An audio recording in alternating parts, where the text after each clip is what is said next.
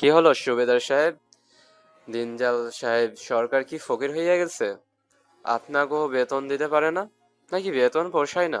অবশ্য যে দুমুল্লের দিনকাল চলতে আছে, এতে শততা কামাই দিয়া এক রাতে যে মজা নেবেন তারও সুযোগ হয় না। আমি বুঝি, যৌবনের গরম একদিন আমারও এই কাজে আসতে উৎসাহিত করেছিল। এখন কেন কাজ খুঁজা দিমু, নাকি মজা নেওয়ার জন্য সুলভ মূল্যে বেশ্যা খুঁজা আইনা দিমু? হঠাৎ করে উপস্থিত সকলে হু হু করে হেসে উঠল। সুবেদার দিলজারের চোয়াল শক্ত হয়ে গেল নোংরা কথায়। হজম করতে কষ্ট হচ্ছে। যদিও তারা অভ্যস্ত, তবুও তার থেকেও বেশি কষ্ট হচ্ছে এটা হজম করতে, যে এরা সকলে তাদের থেকেও এক ধাপ এগিয়ে। কেননা তারা ইতিমধ্যে জানে এখানে নিরাপত্তা বাহিনীরা অভিযান চালাবে। পৌর লোকটি এবার নিজের লোকদের উপর ধমকে উঠল। এই সবগুলো একসাথে এই জায়গায় আইছে কেন? এই দুইটারে মারতে যদি এতজন লোক লাগে, তাহলে তোগো আর এই কাজ করা লাগবে না। লাথি মাইরা বাইর কইরা দিমু সব কয়টারে। যাইয়া বউয়ের আঁচল ধইরা বইসা থাকবি ওইখানে, যা সবগুলো 12টা বাজাইয়া গেল। পরে লোক সমাগম কমাইয়া যাইব। যত বেশি মানুষ মরব, বস তত খুশি হইব। যা, ওইদিকে যা, সবাই নিজের পজিশন নে। সুবেদারের রক্ত টকবগিয়ে উঠল। এরা কি আদৌ মানুষ নাকি জানোয়ার? যত বেশি মানুষ মারা যাবে তাদের তত বেশি আনন্দ হবে। সহ্য করতে পারলো না সুবেদার। পকেট থেকে গান বের করে সোজা চালিয়ে দিল লোকটার উপর। সাথে সাথে এই তীব্র ধারালো অস্ত্র ছুঁয়ে গেল সুবেদারের পৃষ্ঠদেশ। তবে নিশানা চুকে যায়নি। পৌর লোকটির কাজ ছুঁয়ে গেছে নলাকার বুলেট। দিলজা চমকে উঠল সুবেদার হঠাৎ এমন পদক্ষেপে। মুহূর্তেই কোলাহল বিশৃঙ্খলা সৃষ্টি হয়ে গেল জায়গাটাতে। দিলজার প্রচুর ক্ষিপ্ত হলো সুবেদারের এমন বোকামোতে। তারা শান্তভাবে সকলকে আয়ত্তে নিতে পারত, কিন্তু না, পুরো এরিয়াটাতেই হইচই পড়ে গেল। গুলিপ্রাপ্ত পৌর লোকটি ব্যথাতুর দেহে কাউকে ফোন লাগায়। ফোন ধরতেই সে সাবধানী কণ্ঠে বলল, বস, আপনি এখানে আইসেন না, সইরা পড়েন। সেনাবাহিনী ঘিরে নিয়ে এইখানে সবাইকে। অপর পাশ থেকে কোনো উত্তর আসলো না। তার আগে লাইন বিচ্ছিন্ন হয়ে গেছে। লোকটা নিজের ফোনটাকে পাহাড়ের উপর থেকে দূরে ছুঁড়ে মারলো।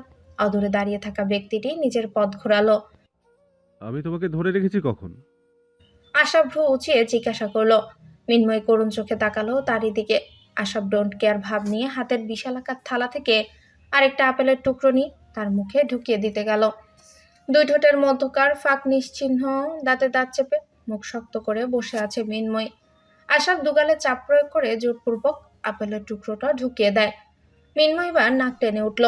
আর খেতে পারছি না, বমি আসছে। মিন্ময়ের চোখ থেকে পানি বের হয়ে যায় এবার। কেন খেতে পারবে না কেন? প্লেটে এখনো অর্ধেক ফল রয়ে গিয়েছে। এগুলো তো শেষ করতে হবে, নয়তো নষ্ট হয়ে যাবে। আশা বলল, আমি তো বড়লোকই দেখাই, টাকার গরম দেখাই। সেই গরমের কারণেই পথ থেকে এতগুলো ফল কিনে এনেছি। সিয়ে তো একটা দুটো খাবে, আর বিনির বড়লোকি খাবারে অ্যালার্জি। ফল নাকি ওর পেটে সহ্য হয় না। পাপা আর দুলাভাইও ফল বেশি খায় না। বাকি রইল কে? তুমি। এগুলো তো এখন তোমারই খেতে হবে। একটা আঙ্গুর মুখে ঢুকিয়ে দিয়ে ফের বলল আশরাফ। এবার যেন মিন্ময়ের পেট উগরে আসলো। আর খেতে পারছে না। বিগত আধা ঘন্টা যাবৎ আশরাফ এগুলো তাকে জোর করে খাওয়াচ্ছে। খাওয়াচ্ছে না, শাস্তি দিচ্ছে। ঘটনাটা রাত 9টার দিকে।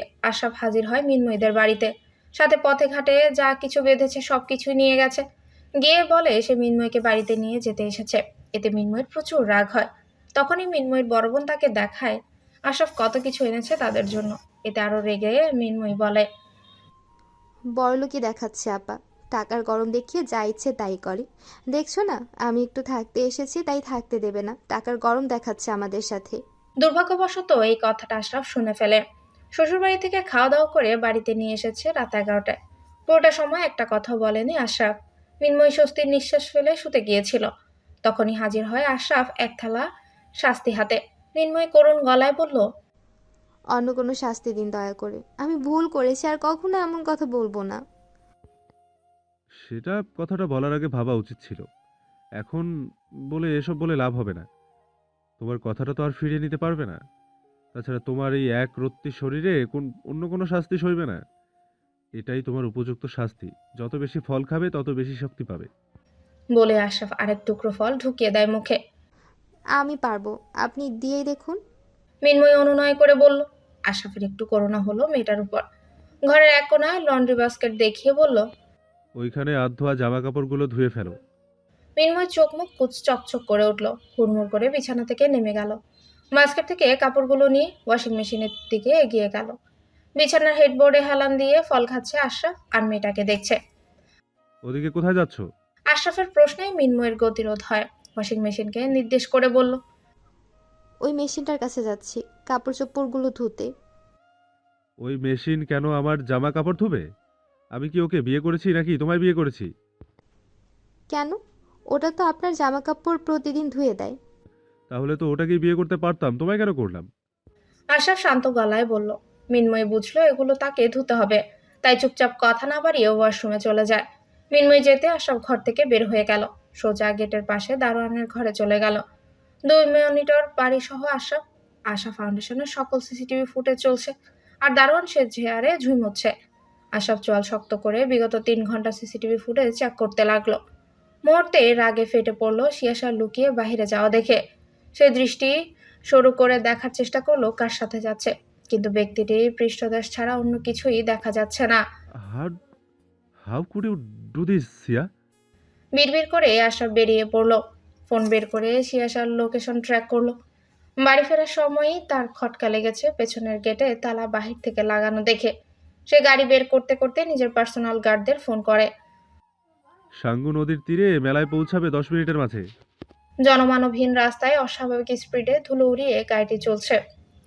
আশরাফের ভেতরে ভয়, উত্তেজনা। সে ঘামছে, শীততাপ নিয়ন্ত্রিত থাকা সত্ত্বেও ঘামছে। চোখের সামনে ভেসে উঠলো আপার মুখটা, কানে বেজে উঠলো আপার শাসানো কণ্ঠস্বর। রাফি, আমার পরীর কিছু হলে তোকে আমি জেলে ভরে রাখবো, সবসময় তাকে দেখে রাখবি। আশরাফের ভেতরটা কেঁপে উঠলো। মনের ভেতরে একের পর এক কুচিন্তারা হানা দিয়ে চলেছে। সে ঠিক আছে তো? তার যদি যেতে দেরি হয়ে যায়? আর রাগে আরো দ্বিগুণ বাড়িয়ে দিল স্পিড। সে এমনটা কিভাবে করতে পারলো? আর সে কার সাথেই বা গেছে? কিছু ডেটা ট্রান্সফার করছি, সামনে রাখো। যতক্ষণ পর্যন্ত না আমি কমেন্ট করব ততক্ষণ পর্যন্ত এই ডেটাগুলোতে হাত দেবে না। কথাটা বলেই দর্পণ ফোন রেখে দেয়। কোলাহল থেকে অনেকটা দূরে সে উঁচু টিলার উপর বিশালাকার গাছের পাশে দাঁড়িয়ে আছে দর্পণ। Last 35 second. সরু এলাকার সফেদ লাইনটি গ্রিন কালারে পরিণত হবে। লোডিং নিচ্ছে। পাহাড়ি এলাকা এছাড়াও রাত্রি ভাগে সকলেই কাজ শেষে একটু সময় অতিবাহিত করে প্রযুক্তিতে, তাই তো এই সময়টাতে নেটওয়ার্কের প্রবলেম দেখা যায় প্রায়। দর্পণের বিরক্তির মাত্রা বেড়ে যাচ্ছে। এটা লোকাল নেটওয়ার্ক সিস্টেম, তাই এত জ্যাম বাজছে। এই মুহূর্তে সে সামরিক বাহিনীর জন্য বরাদ্দকৃত নেটওয়ার্ক সিস্টেম ব্যবহার করতে পারছে না। লাইটার হবে ভাই? কারো প্রশ্নে দর্পণ অন্যমনস্ক হয়ে জবাব দিল। সেভাবেই ফোনের স্ক্রিনে দৃষ্টি নিবদ্ধ রেখে পকেট থেকে লাইটার বের করে নিজের পাশের দিকে এগিয়ে দিল। তবে 1 মিনিট পার হয়ে যেতেও যখন লাইটার কেউ দিল না, তখন সে চোখ তুলে তাকায়। সপ্রতিভ হিংস্র চাহনি, যেখানে কিছুটা ভয়ের আভাস। আভিজাত্য মোড়া, পুরোটা কালো পোশাকে আবৃত বিশালাকার দেহের অধিকারী এক পুরুষ তার দিকে তাকিয়ে।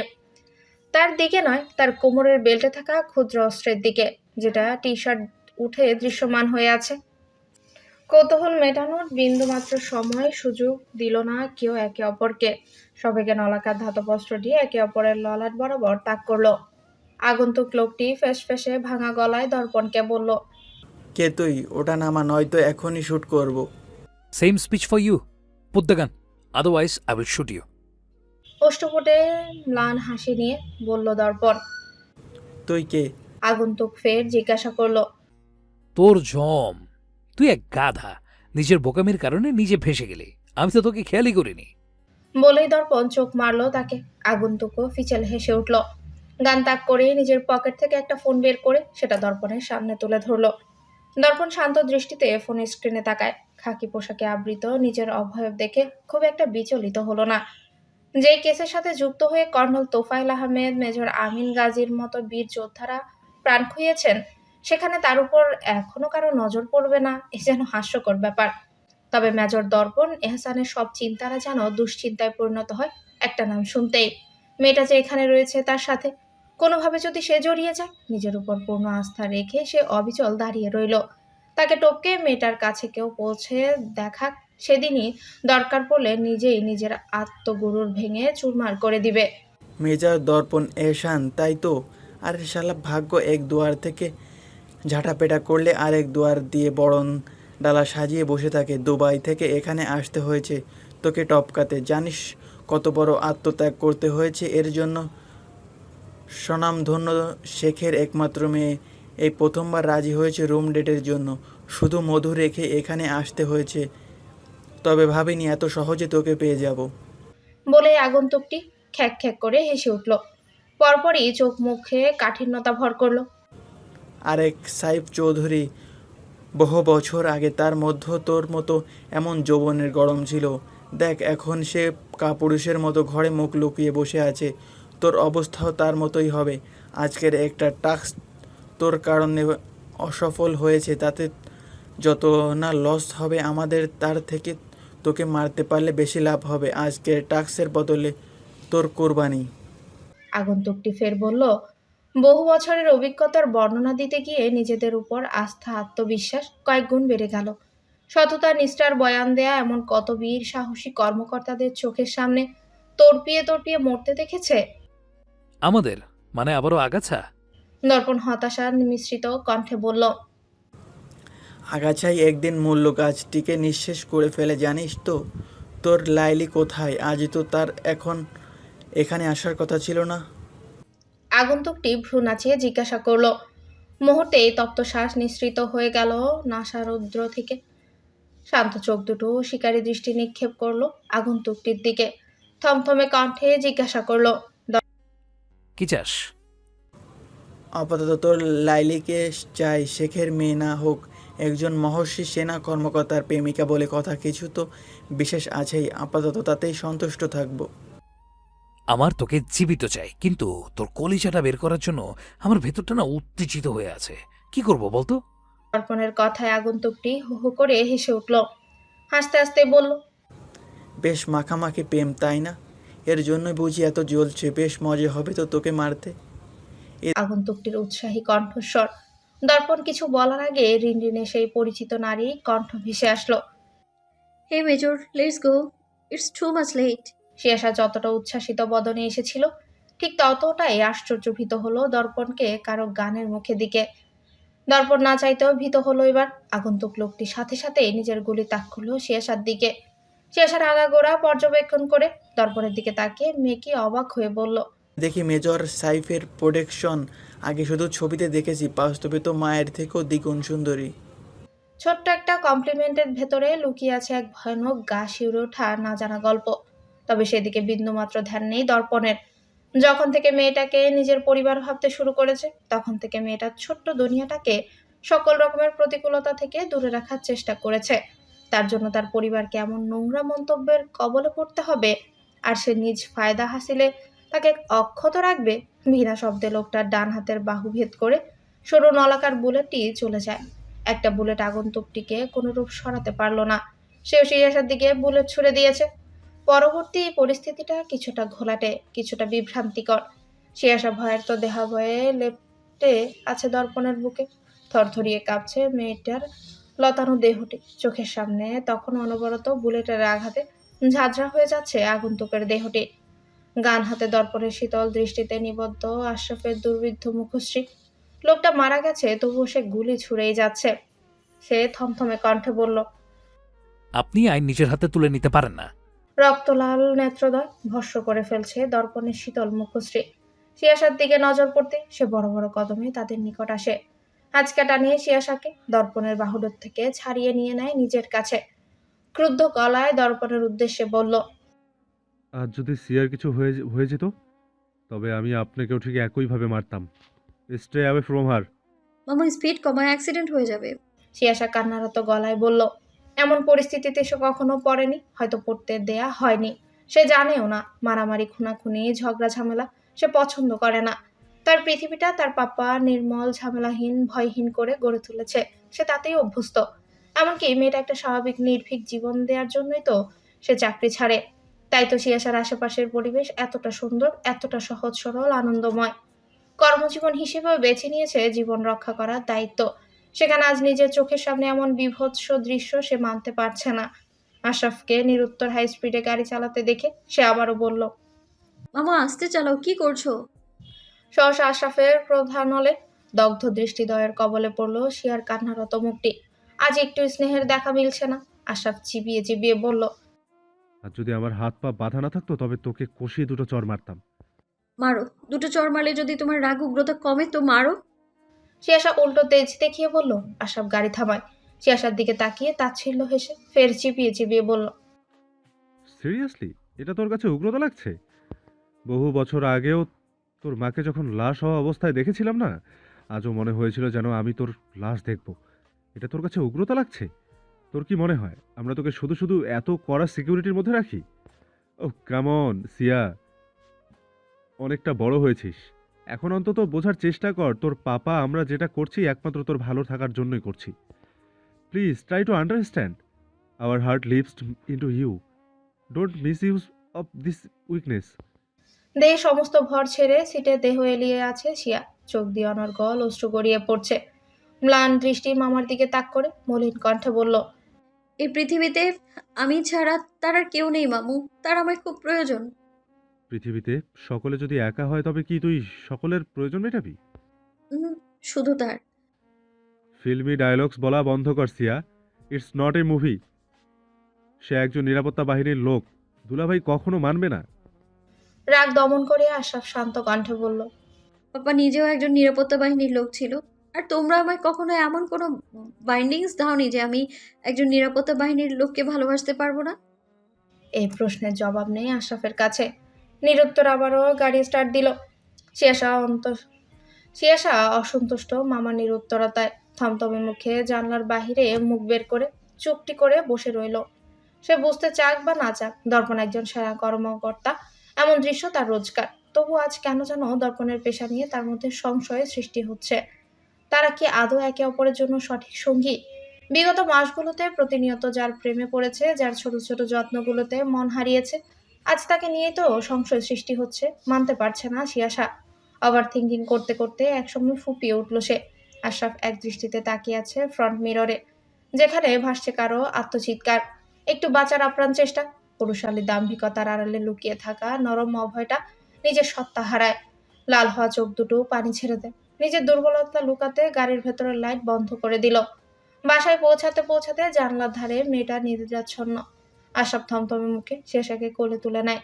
শেষা ঘর পর্যন্ত পৌঁছাতেই বদ্ধ দরজায় বাধাপ্রাপ্ত হলো। সে রুষ্ট কণ্ঠে মিনিকে ডাক দেয়। ঘুমন্ত মিনির কলিজা ছলাৎ করে উঠল আশরাফের কণ্ঠে। আফা এখনো বাড়িতে আসে নাই, এটা জানলে তার নিস্তার নেই। এতক্ষণ সে উত্তেজনায় তার ঠিকমতো ঘুম আসছিল না। সে ভয়ার্ত কণ্ঠে বলল, ক্যারা এই রাইতে ঘুম নাই আপনাগো? রাইত বিরাইতে মানুষের ঘরের দরজা টাহান ক্যাহা? আশরাফ দাঁত কিরমির করে উঠল। মিনির বাচ্চা, থাপড়ে তোর দাঁত ফেলে দেবো, দরজা খোল। মিনি ভয়ে ভয়ে দরজা খুলে। আশ্চর্য চরম পর্যায়ে পৌঁছে গেল শিয়াশাকে দেখে। আশরাফ শিয়াশাকে বিছানায় শুয়ে দিয়ে ওয়েট টিস্যু দিয়ে মুখ মুছিয়ে হাত স্যানিটাইজ করে দিল। যাওয়ার সময় মিনির দিকে গরম চোখে তাকিয়ে বলল, কত প্রকার নাটক করতে পারিস তা কাল সকালে দেখবো। এখন শান্তির গরু ঘুম ঘুমিয়ে নে। আমি কিছু করি নাই মামা। মিনি কাঁদো কাঁদো গলায় বলল। আশরাফ ধপাধপ পায়ে নিজের ঘরে চলে গেল। নিজের ঘরে ঢুকে গরম হাওয়া বাড়ি খায় আশরাফের দেহে। বিরক্তিতে রাগের মাত্রা আরো বেড়ে যায়। ধূপধাপ আওয়াজ করে ফ্রেশ হলেও বিছানায় এলোমেলো শাড়িতে ঘুমন্ত নারীর ঘুমে তাতে একটুও বাধা ঘটল না। বৈদ্যুতিক ফ্যানের বাতাসে সে আরামসে ঘুমোচ্ছে। এমনিতে তো সারগরু লোকটার জন্য ঠিকঠাক ঘুমাতেও পারে না। এসি চালিয়ে রাখে, একটু যে ছড়িয়ে ছিটিয়ে ঘুমায় তার জন্যে। তার উপর আবার তাকে জড়িয়ে ধরে না ঘুমালে তার অপমান হয়। বিছানার হেডবোর্ডের সাথে মাথা ঠেকিয়ে থমথমে ও গম্ভীর মুখে বসে আছে আশরাফ। সরু দৃষ্টি বিছানায় শায়িত নারীর উপর। হাত বাড়িয়ে এসির পাওয়ার 26-24 না, একেবারে 16তে নিয়ে আসে। গুনে গুনে ঠিক 2 মিনিট বাদে মেয়েটা নড়াচড়া দিয়ে উঠল। অস্পষ্ট স্বরে ন্যাকা কান্নার গলায় বলল, আম্মা একটা কাঁথা দাও, শীত করছে। ও আম্মা। ঘরে ঢোকার পর থেকে আশরাফ ঠিক 10 মিনিট পর্যন্ত ধৈর্য ধারণ করেছে। আর ধৈর্য ধারণ করা তার পক্ষে সম্ভব নয়। বেডসের টেবিলের উপর থেকে এক গ্লাস পানি নিয়ে তার কিছুটা ঢেলে দিল মিনময়ের মুখে। ধরফড়িয়ে উঠল মিনময়ের হ্যাংলা পাতলা দেহটি। উৎসুক পিটপিট করে তাকিয়ে বোঝার চেষ্টা করলো সে কোথায় আছে। ড্রিম লাইটের আলোতে আশরাফের রাগান্বিত মুখটা নজরে আসতে সে তড়িৎ গতিতে নিজের অবস্থানের দিকে তাকালো। দুজনের মাঝে 2 হাতের মতো দূরত্ব। মস্তিষ্ক যেন তার সঠিক ঠিকানা পেল। এই ষাঁড়গরু এখনো তাকে আস্ত রেখেছে এই ঢ্যান। সে অজুহাতের সুরে মিনমিন করে বলল, আপনি তো ছিলেন না তাই। আশরাফ শীতল দৃষ্টি নিক্ষেপ করে কাঁথা নিজের গায়ে মেলে দিয়ে শুয়ে পড়ল। মিনময় চুপচাপ বুঝমান ইঁদুরের মতো হুলু বিড়ালের বুকের সাথে সেটা গেল। প্রতিদিনকার মতো বলিষ্ঠ হাত বন্দী হলো না, বরং ব্যক্তিটি স্বয়ং তার বুকের উপর মাথা এলিয়ে দিল। রগ্ন দেহটি ছটফটিয়ে উঠল, ন্যাকা সুরে বলে উঠল। কি করছেন? দুশ্চিন্তায় আচ্ছন্ন মন মস্তিষ্কে একটু শান্তি খুঁজে পেয়ে চোখ বুঝে নিল। গমগমে স্বরে বলল, পাড়ার কোনো জোয়ান ছেলেকে এনে দেবো তোমার বুকে ঘুমানোর জন্য? মিন্ময় বুঝে গেল এই কথার গন্তব্য ও বুড়ো শব্দটাতেই এসে থামবে। খোঁচামারা কেউ এই লোকের থেকে শিখুক। নরম ত্বকে খোঁচা খোঁচা দাড়ির মৃদু আঘাত নারী দেহের এক একটা লোম জাগিয়ে তুলল। শ্বাস আটকে শক্ত হয়ে শুয়ে রইল। খানিকক্ষণ বাদ আবারও সেই গম্ভীর স্বর কক্ষের নিস্তব্ধতা ভেঙে কানে ঠেকল। গ্রীষ্মের চর্মপোড়া দাবদাহে কালবৈশাখীর ঝড় যেমন এক পশলা শীতলতা নিয়ে হাজির হয় ধরণীর বুকে, তেমনি শিয়াশা ও দর্পণের ব্যারঙ্গ খাড়া পড়া জীবনে হাজির হয় ভালোবাসার ফুলঝুরি নিয়ে। জীবনের মানে খুঁজে না পেলে জীবন হয়ে দাঁড়িয়েছে, বেঁচে থাকার কারণ খুঁজে না পেলে মৃত্যুর ভয়ে জাগায় মাংসপটে। মাথা গোজার ঠাঁই না পেলে বুকে মেলে দেয়, মরণ ব্যাধি অসুখ হলে ওষুধ হয়ে হাজির হয়। দুঃখের আনাগোনা খুঁজে পেলে হাসি নিয়ে হাজির হয়। কাল্পনিক চাহিদাগুলোর বাস্তব রূপ হয়ে এসেছে তার জীবনে।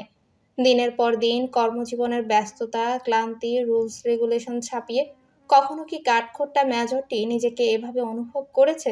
করেনি। ফসরতি মেলেনি কখনো, কিংবা আশকারা আশা ছিল না, কিংবা মনের মতো মানুষটাকে খুঁজেই পাচ্ছিল না। কেউ কি জানে মেয়েটার জন্য তার ভেতরে প্রবাহমান অনুভূতির ঘনত্ব? বুকের ভেতরটা শুষ্ক মরুভূমির ন্যায় ফাটল ধরে চৌচির হয়ে আছে মেয়েটাকে বক্ষ মাঝে নেয়ার জন্য, মেয়েটা পরিপূর্ণভাবে অনুভব করার জন্য। তার বিশেষ মানবটির ক্ষুদ্র ক্ষুদ্র বিশেষত্ব আলতো যত্নে পুঙ্খানুপুঙ্খভাবে জানার। প্রান্তকালের শুরুটা হবে কারো লজ্জা বরণে ছেয়ে থাকা মুখশ্রী দেখে, অন্তভাগের শেষটা হবে ক্লান্ত বদনটা বুকে জড়িয়ে। বদ্ধ নেত্রে ধাপিয়ে বেড়াচ্ছে দর্পণ অতীত, বর্তমান, ভবিষ্যতের তৈলচিত্র। হঠাৎ করে এত সব চিন্তা কিসের জন্য হানা দিল ইস্পাতের আড়ালে লুকিয়ে থাকা নমনীয় হৃদয়টিতে? নেত্রদয়ে আবছা অভয়ে চিকন হাতটির হৃৎপিণ্ড নামক অস্থির লাভডাব করতে থাকা অঙ্গটির উপর তার অবস্থান। কারণ হিসেবে এটিকে দায়ী করেছে সে। মেয়েটারে একটু স্পর্শে বুকের ভেতর অদ্ভুত ভালো লাগা, উত্তেজনা বিরাজ করছে। হৃদস্পন্দন থেমে গেছে, বলবো না, পরে দেখা যাবে অতিরিক্ত আবেগে স্বর্গের দুয়ার খুলে যাবে। পৃষ্ঠাদেশে ঠেকে আছে মেয়েটার মুখ, উষ্ণ নিঃশ্বাসে ফেলে হাঁপাচ্ছে। দৌড়ঝাঁপ করে কোথা থেকে এসে জাপটে পড়েছে তার উপর। মেয়েটার অগোচরে হাতের ফোনটার হিস্ট্রি ডিলিট করে স্ক্রিন অফ করে দেয় দর্পণ। ঘাড় কাত করে পেছন থেকে জড়িয়ে ধরা আবদ্ধ নেত্রের মেয়েটার দিকে এক পলক শীতল দৃষ্টি দিলে রক্তকণিকা উষ্ণতা বৃদ্ধি পায়। মেয়েটা বড্ড আদুরে, সহজ সরল। নিজে যেমন সামনের জনকেও সে একইভাবে পরিমাপ করে। ভালোবাসার লেনাদেনা, আপনজনের ভালো থাকা চিন্তা করা, মানুষের সেবা করা, হাসি খুশি প্রাণবন্ত চঞ্চল মেয়েটার বর্ণনা দিতে গেলে এই শব্দগুলোই আসবে। তাই তো নির্দ্বিধায় আনন্দে উল্লাসে খেইহারা হয়ে এক পরপুরুষকে জড়িয়ে ধরে আছে, যার সাথে হাতে গোনা কয়েক মাসের একটা সম্পর্ক। সম্পর্কের ভিত্তি কতটুকু? মানুষের উদ্দেশ্য কি সৎ? যদি তার সুযোগ নেয় লোকে কি ভাববে? সে কি অশ্লীলতা করছে? এমন কোনো নেগেটিভ চিন্তা তার মধ্যে নেই। সে দর্পণকে ভালোবেসেছে, তাকে নিজের জীবন সঙ্গী ভেবে নিয়েছে, যে কিনা মৃত্যু পর্যন্ত সর্বস্তা তার জন্য বরাদ্দকৃত। তাকে সে মন প্রাণ থেকে বিশ্বাস করে। তবে সংশয় কেন? লোকটা যে তার ভবিতব্য, শিয়াশাকে গড়ে তোলাই হয়েছে এভাবে, যেখানে নেগেটিভিটি, ন্যারো মাইন্ডের সঞ্চালন হতেই দেয়নি সাইফ। কেউ যেন বলতে না পারে মা মরা মেয়েটাকে সে লালন পালন করতে পারেনি। ভাবনার অতলে হারিয়ে যাওয়ার আগে ঘন ঘন নিঃশ্বাস ফেলতে থাকা মেয়েটা জড়ানো কণ্ঠ ভেসে আসে। দর্পণ সচকিত হয়, ঘাড় কাত করে দৃষ্টি পেছনে তাক করার চেষ্টা করলেও ব্যর্থ হয় মেয়েটাকে দেখতে। তাই তো সেভাবে ঘাড় কাত করে অনুভব করতে লাগলো মোহনীয় কণ্ঠস্বরটি, সাথে বক্ষপটে থাকা নরম হাতের স্পর্শ। পাহাড়ের উপর আমাদের ছোট্ট একটা কুঁড়ে ঘর থাকবে, মেঝেতে বিছানা থাকবে, একটা কুপি, একটা হারিকেন থাকবে। রোজ ভোরে মেঘেদের সাথে ধোয়া ওঠা কড়া লিকারের চা খাবো। সকল যান্ত্রিকতা, প্রযুক্তি নির্ভরতা থেকে নিজেদের দূরে রাখবো। বৃষ্টির রাতে ছনের উপর পড়া বৃষ্টির ঝুপঝুপিয়ে শব্দে এই শক্ত বুকটাতে লেপ্টে যাব, আর এই বুকটা ওম দেবে। হাঁপাতে হাঁপাতে করা এই অদ্ভুত সুন্দর আবদারটিতে দর্পণের অবাধ্য অনুভূতিরা ফের আশকারা পায়। মুচকি হেসে পেশাগত শক্ত কণ্ঠে বলল। Roger that ma'am. পেশাগত কণ্ঠ শুনতেই আদুরি মেয়েটা ক্ষিপ্ত খরগোশের ছানার ন্যায় খামচে দিল বক্ষপটের স্ফীত মাংসপেশি। কাঠখোট্টা মেজরটা গা দুলিয়ে হেসে উঠল। বক্ষ মাঝে থাকা হাত দুটো দুহাতে আঁকড়ে দর্পণ ঘুরে দাঁড়ায়।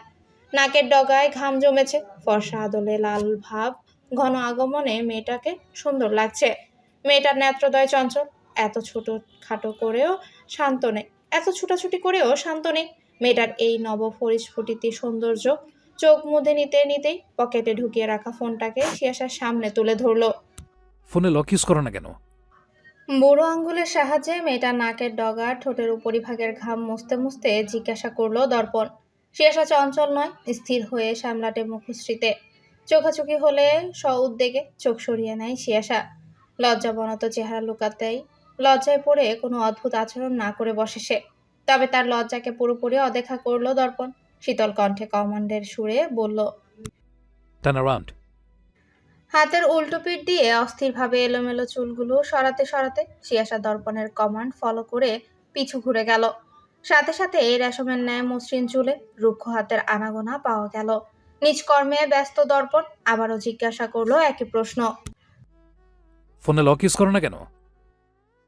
আমার ফোন কেউ ধরে না, আর এই ফোনটাতে গুরুত্বপূর্ণ কিছু নেই। এটা রেগুলার কর্মক্ষেত্রে ইউজ করার জন্য ব্যবহার করি। ব্যক্তিগত সব কিছু বাসার ফোনে আর পিসিতেই থাকে। দম ফেলে এক নাগাড়ে বলল শিয়াসা।